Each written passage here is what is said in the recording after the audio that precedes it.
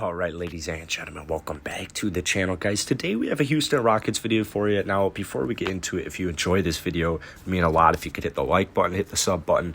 It really helps out the YouTube algorithm so much, and you guys have been doing it, so it's just taking the channel to the next level. So let's try and get this video to 100 likes. As crazy as it sounds, 100 likes would just be absolutely insane. So today I'm going to go through a article here and I'm going to just kind of react to it because you guys know Evan Mobley would be currently is my choice for the Rockets to pick at number 2. Now, I can be easily swayed. on this on Jalen Green. And honestly, don't even count out Jalen Suggs, man. It's so annoying how so many people are counting out Jalen Suggs for just zero reason. It's like, it makes no sense. So in my opinion, the whole purpose of workouts, the whole purpose of the combine is to see who's made for it and who's not made for it. So, yeah, my opinion's going to change here and there because, I mean, that's just the way it works. So, let's talk about Evan Mobley in this video. I'm going to go through it. Now,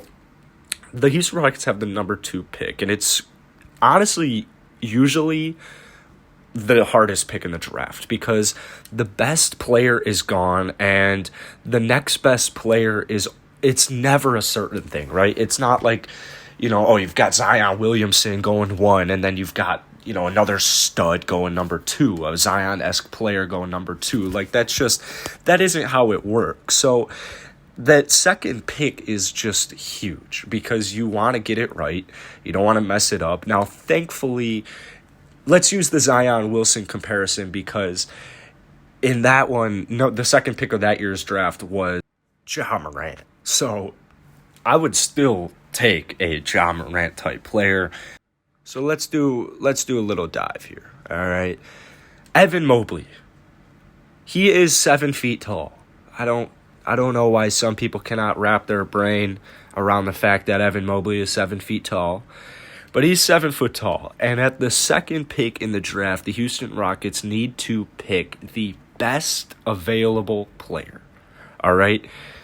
And personally, I like any of the choices because Evan Mobley would fit this team well because he's a 7-footer.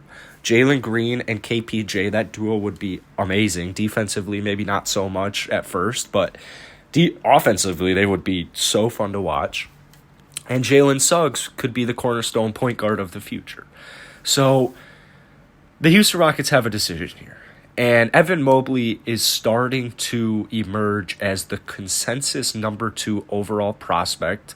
I'm not sure why he's become the consensus number 2 because he wasn't the consensus number 2 for so long. But he's your prototypical modern NBA center.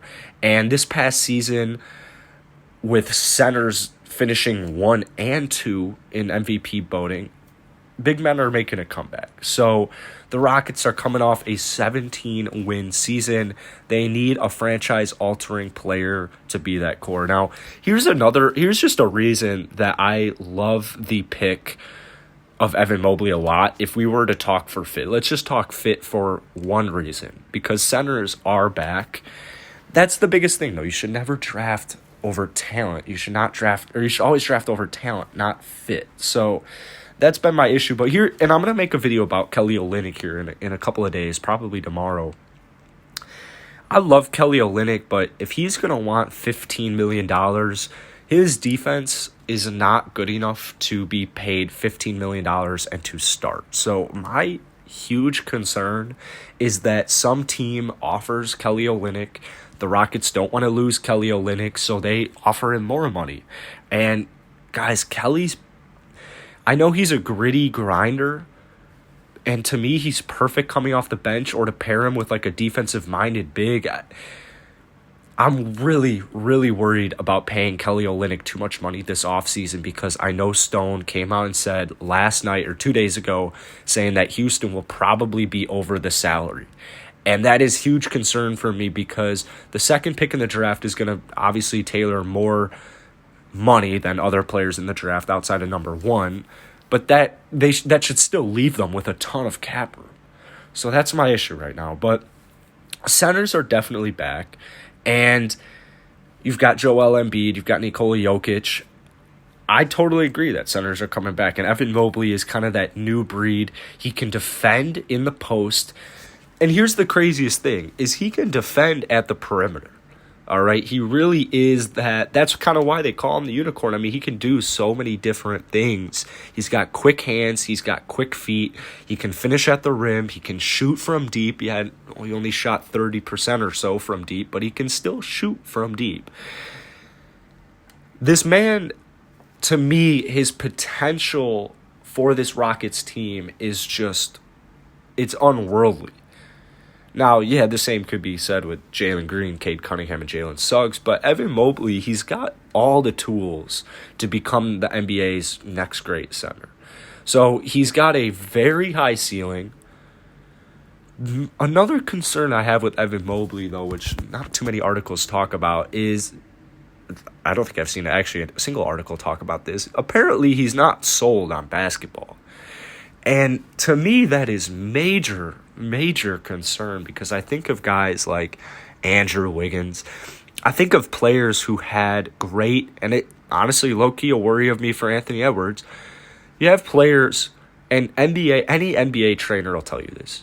Yeah, it may not seem like team players gave up, or just once they get guaranteed money, it may not always happen, but it happens.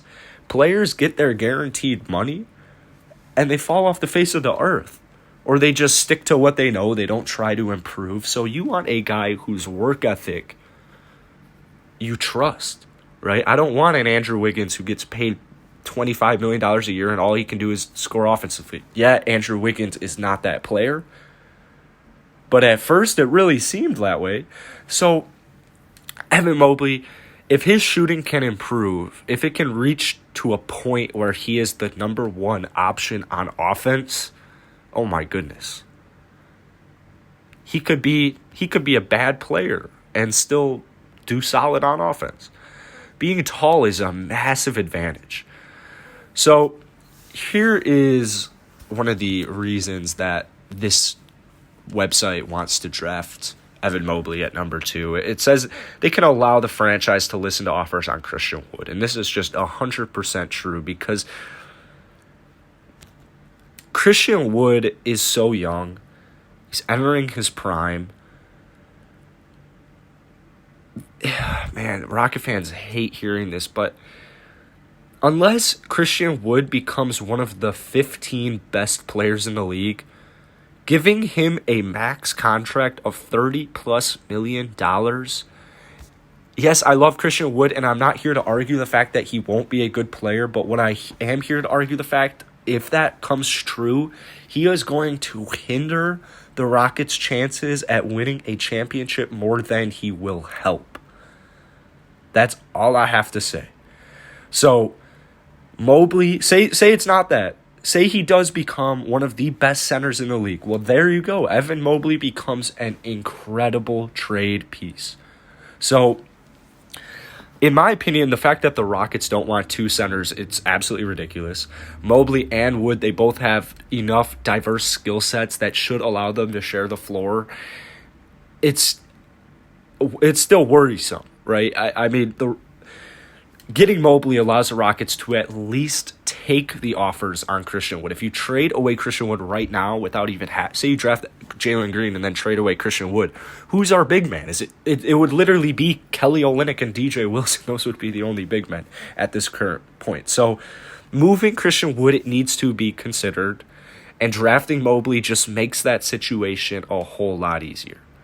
So this last point is actually kind of funny. It just says he's the best player in the draft. Now, Cade Cunningham is, to me, the best player in the draft. So I won't even argue that this take is correct, because in my opinion, in my honest opinion, Cade Cunningham has so many different skill sets that will take his game at the NBA level. Like, he will be a good NBA player no matter what. Now, on the other hand, just statistically speaking, Evan Mobley was the best player in NCAA.